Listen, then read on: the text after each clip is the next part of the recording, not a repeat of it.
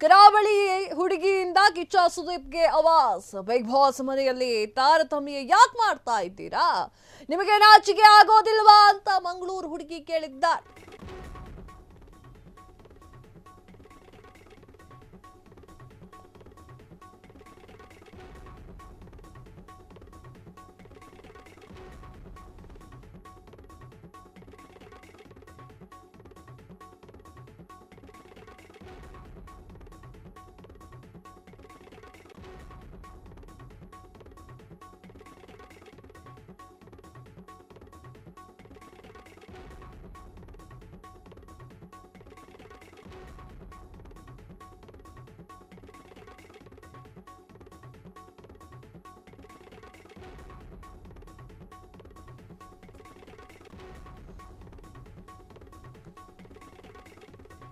ಕರಾವಳಿ ಹುಡುಗಿಯಿಂದ ಕಿಚ್ಚ ಸುದೀಪ್ಗೆ ಆವಾಜ್. Big boss ಮನೆಯಲ್ಲಿ ತಾರತಮ್ಯ ಯಾಕೆ ಮಾಡ್ತಾ ಇದ್ದೀರಾ? ನಿಮಗೆ ನಾಚಿಕೆ ಆಗೋದಿಲ್ವಾ ಅಂತ ಕೇಳಿರುವಂತಹ ಮಂಗಳೂರಿನ ಹುಡುಗಿ ಮಗಳ ವಯಸ್ಸಿನ ರಕ್ಷಿತಾಳಿಗೆ ಕಥೆ ವಯಸ್ಸಿನ ಹೆಂಗಸು ಅಂತ ಬೈತಿದ್ರೆ ನೀವು ಅದಕ್ಕೆ ಯಾವುದೇ ತರಹ ಆಕ್ರೋಶವನ್ನ ವ್ಯಕ್ತಪಡಿಸ್ತಾ ಇಲ್ಲ.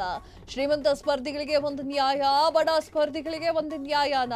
ಇದೆಂಥ ಅವಸ್ಥೆ ಸುದೀಪ್ ಅವರೇ ಅಂತ ಹೇಳಿ ಆಕ್ರೋಶವನ್ನ ಹೊರಹಾಕಿದ್ದಾಳೆ ಮಂಗಳೂರು ಬೆಳಗ್ಗೆ. ಎಸ್ ವೀಕ್ಷಕರೇ, ಏನಾಗಿತ್ತು ಅನ್ನೋದ್ರ ಪೂರ್ವಾಪರವನ್ನ ಯೋಚನೆ ಮಾಡಿ ಅಥವಾ ಅದರ ಬಗ್ಗೆ ಮಾತನಾಡುವುದಾದ್ರೆ, ಬಿಗ್ ಬಾಸ್ ಕಳೆದ ವಾರ ಕ್ಯಾಪ್ಟನ್ ಆಗಿದ್ದು ಮಾಳು ನಿಪುಣಾಳ ಅವರು ಮನೆಯ ಸದಸ್ಯರನ್ನ ನಾಮಿನೇಟ್ ಮಾಡಲಿಕ್ಕೆ ಕಾರಣ ಕೇಳಿದ ಬಗ್ಗೆ ಗಿಲ್ಲಿ ಮತ್ತು ಮಾಳು ಅವರ ಕಾರಣವನ್ನ ಸಮರ್ಥಿಸಿಕೊಂಡಿದ್ದು ಸುದೀಪ್ ಅವರ ಕೆಂಗಣಿಗೆ ಗುರಿಯಾಗಿರುವಂಥದ್ದು. ಅಲ್ಲದೆ ಸ್ಟ್ರಾಟಜಿ ಅಂದ್ರೆ ಟಾಸ್ಕ್ ಅನ್ನ ಸ್ಟ್ರಾಟಜಿ ವೇಳೆ ರಕ್ಷಿತಾ ಹಾಗೂ ಗಿಲ್ಲಿ ಮಾಡಿರುವಂತಹ ಕೆಲವೊಂದು ತಪ್ಪುಗಳ ಬಗ್ಗೆ ಸುದೀಪ್ ಅವರು ತರಾಟೆಗೆ ತೆಗೆದುಕೊಂಡಿದ್ರು. ಸರಿಯಾಗಿ ಹಿಗ್ಗಾಮುಗ್ಗಾ ಬೈದಿದ್ರು. ಸೊ ಈ ವಿಚಾರಕ್ಕೆ ಸಂಬಂಧಪಟ್ಟಂತೆ ಮಂಗಳೂರಿನ ಒಂದು ಹುಡುಗಿ ಸುದೀಪ್ ಅವರಿಗೆ ಪ್ರಶ್ನೆಯನ್ನ ಮಾಡಿರುವಂಥದ್ದು. ಇದೆಂತಹ ಅವ್ಯವಸ್ಥೆ ನಡೀತಾ ಇದೆ ಬಿಗ್ ಬಾಸ್ ಮನೆಯಲ್ಲಿ ಅಂತ ಹೇಳಿ ಕರಾವಳಿಯ ಬೆಡುಗೆ ಕಿಚ್ಚ ಸುದೀಪ್ಗೆ ಆವಾಜನ್ನ ಹಾಕಿದ್ದಾರೆ.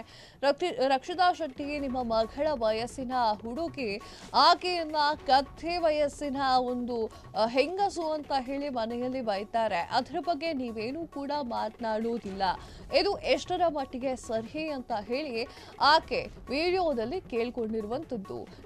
ಅಂದ್ರೆ ಬಡವರಿಗೆ ಒಂದು ನ್ಯಾಯ, ಶ್ರೀಮಂತರಿಗೆ ಒಂದು ನ್ಯಾಯ ಅಂತ ಯಾಕೆ ಮಾಡ್ತಾ ಇದ್ದೀರಾ ಅಂತ ಹೇಳಿ ಕಿಚ್ಚ ಸುದೀಪ್ ಅವರಿಗೆ ಆವಾಜನ್ನ ಹಾಕ್ತಾ ಇರುವಂತದ್ದು. ಯಾವ ರೀತಿಯಾಗಿ ಆವಾಜ್ ಹಾಕಿದ್ರು ನೋಡ್ಕೊಂಡು ಬರೋಣ ಬನ್ನಿ.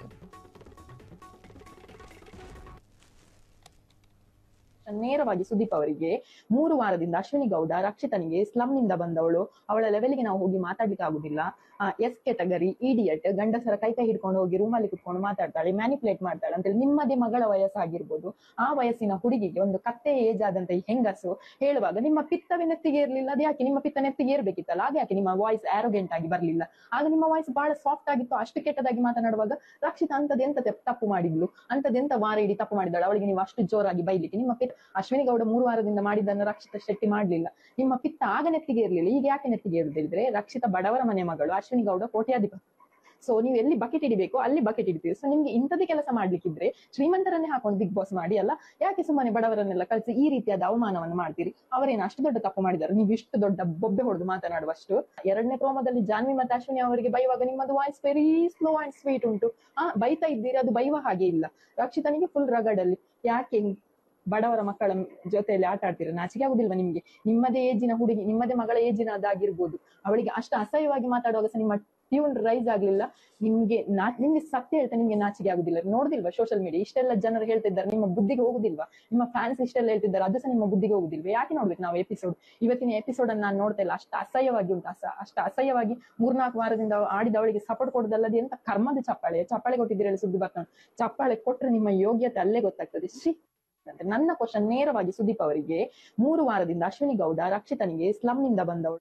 ಕ್ಷಣ ಕ್ಷಣದ ಸುದ್ದಿಗಳಿಗಾಗಿ ಫ್ರೀಡಂ ಟಿವಿ ಸಬ್ಸ್ಕ್ರೈಬ್ ಮಾಡಿ, ಲೈಕ್ ಮಾಡಿ ಹಾಗೂ ಫಾಲೋ ಮಾಡಿ. ಹೊಸ ಸುದ್ದಿಗಳ ನೋಟಿಫಿಕೇಶನ್ಗಾಗಿ ಬೆಲ್ ಐಕಾನ್ ಮೇಲೆ ಕ್ಲಿಕ್ ಮಾಡಿ.